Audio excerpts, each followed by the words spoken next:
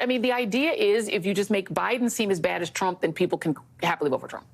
They're completely bankrupt of any ideas. So, yes, they're just moving around between chiding people over their pronouns, showing non-consensual nudes of Hunter Biden, trying to figure out who they want to impeach. I mean, Kevin McCarthy, the way I see it, is running a law firm.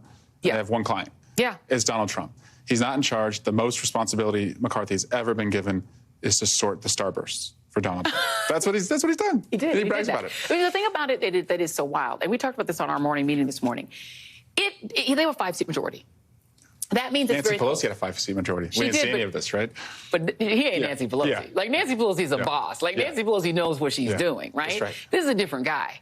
And his majority now depends on how New York gets redistricted, right, which is going to change, and how that Alabama lawsuit plays out, because he's calling Alabama and saying, hey, don't let me lose my majority. So he knows he can't necessarily hold it. He's not that competent.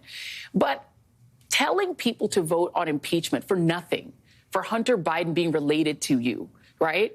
That puts his more vulnerable members who won in districts that Biden won in jeopardy. Like, you're a politician, isn't he jeopardizing his own majority? Yeah, they're a chaos caucus now, and he's asking them to vote for more and more chaos. And it gives us, I think, a nice frame, if we take it and we do it, to say, you know what, we're the competence caucus. Look at Philadelphia. Right. I-95 collapsed. Everyone said it was going to take a year to get done. That's it. 2 weeks, we got that done. So you guys can focus on the chaos. We'll deliver competence. And if we keep doing that, I think competence wins. Yeah, it's a good point that you make, because there is this kind of, it's working on one level. There is a poll right now that shows 43% of people believe Hunter Biden did something illegal. I mean, if he didn't pay his taxes, he did.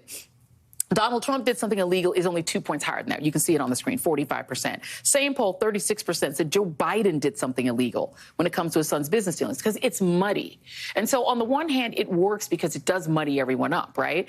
Are Democrats, or is the DCCC concerned that the mess is actually going to eventually hurt Biden too? If we play on our side of the field, it's going to hurt Biden. That's why I really want us to be on offense as much as possible. I call it the 3D approach, which is every hearing, we discredit them. We defend where necessary, but we don't have to defend everything, because then you can't tell the difference between both sides. And then third, always pivot to what we will deliver. So today we had Mayorkas, Homeland Security and Judiciary, started by discrediting Jordan. You know, really rich that you're having him here when you haven't followed a subpoena for 500 days. There you go. Defend the nonsense over open borders when border crossings are at an all-time low.